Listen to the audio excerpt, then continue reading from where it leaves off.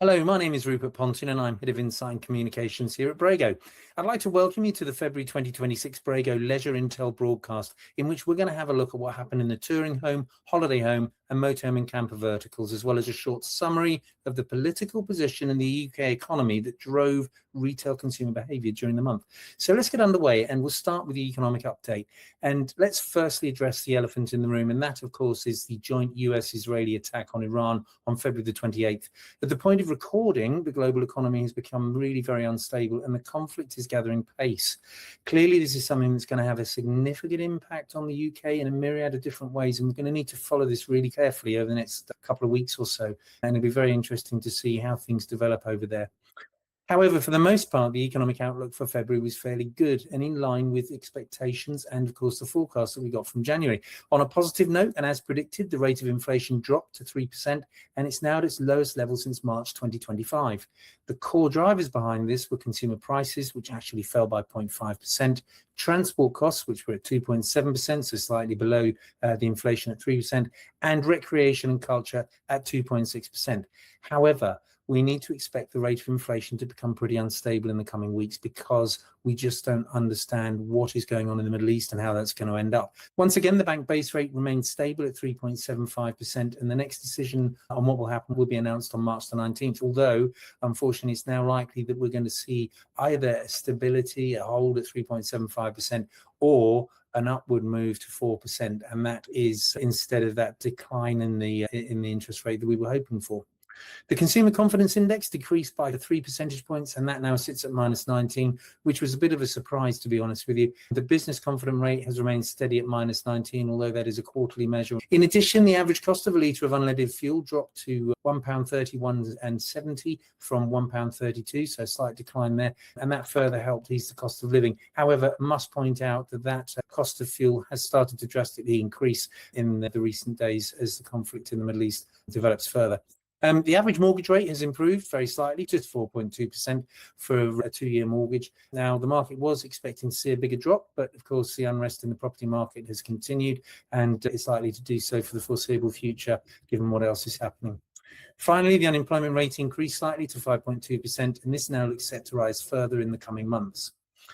This really is a turbulent geopolitical time that is affecting many economic outlooks across the world. So the UK must expect to see some increases in costs across the board. That's not just inflation. It's going to be absolutely everything. And it's going to be a little bit more difficult for us to afford the things we want to spend our money on. So looking at the UK used leisure market, and we're using insight from Brego Whole Market data. Let's start with touring homes. What's been happening? Well, total adverts have increased by 3.4%. Now, this is probably reflecting a more stabilised market, and it suggests that sales are roughly matching supply in the market at the moment, although we do expect the number of adverts to increase in March, and that is based on the success that the dealers had at the Caravan Camping and Motorhomes show at the NEC at the end of February. So more part exchanges coming to the dealer forecourts and pitches. Two-berth adverts increased by 9.1%. That's off the back of a 12% increase in January.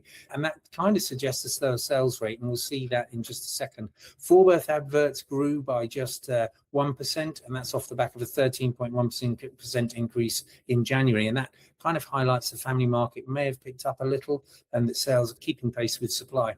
Sales volumes increased by 11.5%, which is the really good news. And that, of course, was off the back of 62.4% in January. And now the market share by berths was two berths had a 17.6% market share, down from 24.5%. Four berths had 58.7%. That's broadly similar to 56.9% in January. And 5 and 6 berths were at 16.2%.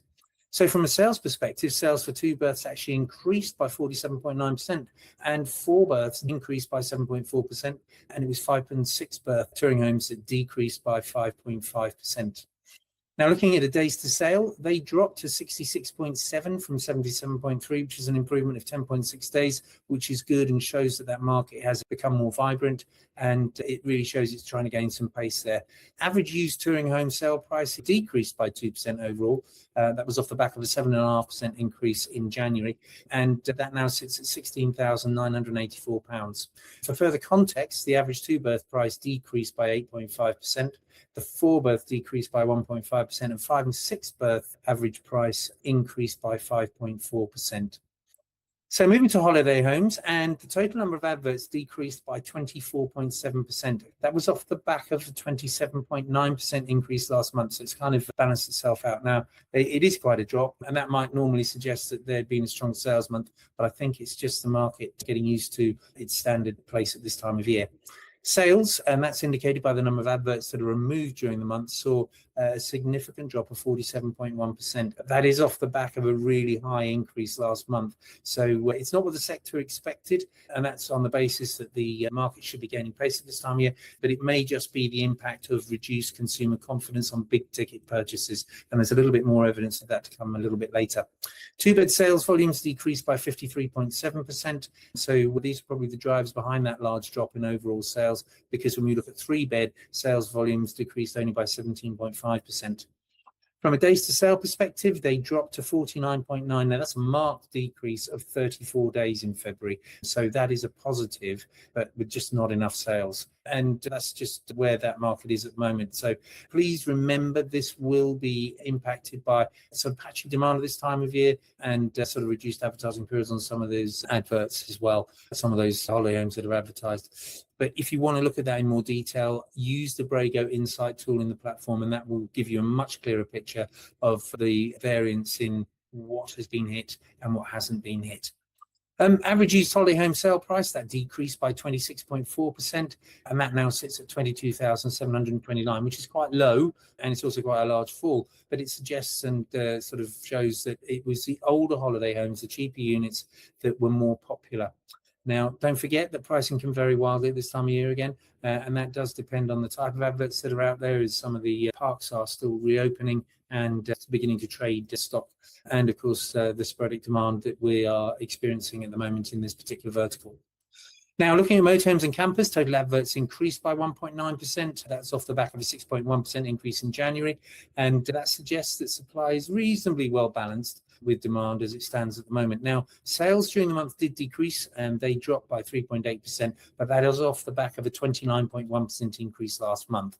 In terms of the split, we saw a decrease of 1.9% for motorhomes and a decrease of 2.1% for campers. Trade adverts dropped by 1.3%. That was off the back of a 5.6% increase last month. And that shows that it's the trade that's really doing the sales at the moment. Now, private adverts, this is a high figure, but to be expected for this time of year. The number of private adverts jumped by 75.4%. Now, this is normal at this time of year, because this is when the owners have passed through the festive period. They're starting to think about where they're going to go on holiday, and they're starting to think about changing their motorhome and camper for something newer or more appropriate for their circumstances.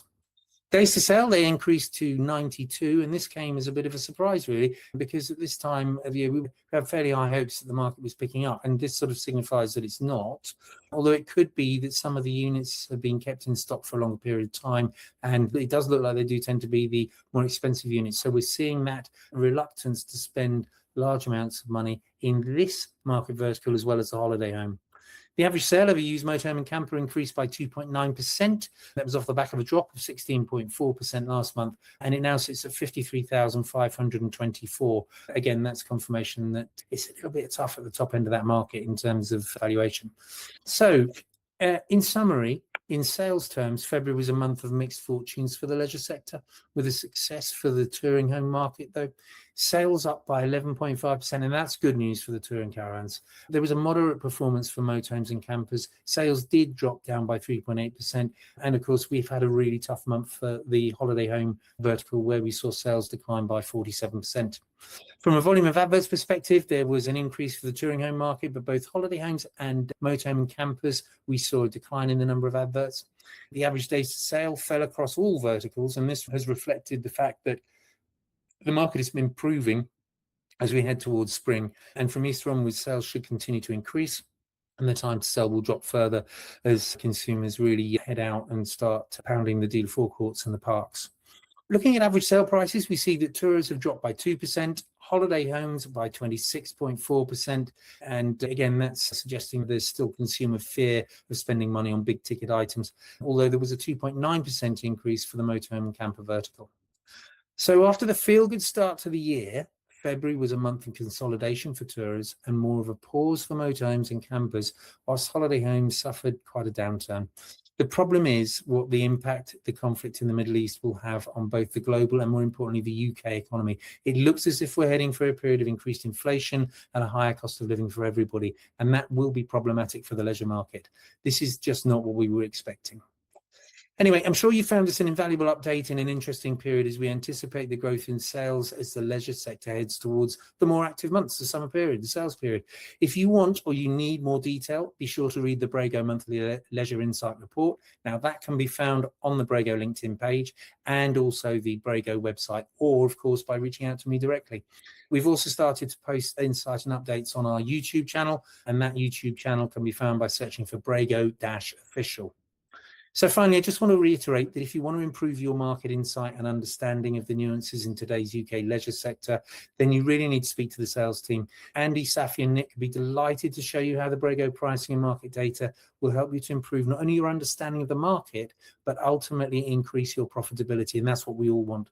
So remember, they don't bite. They're here to help and empower you. See you soon.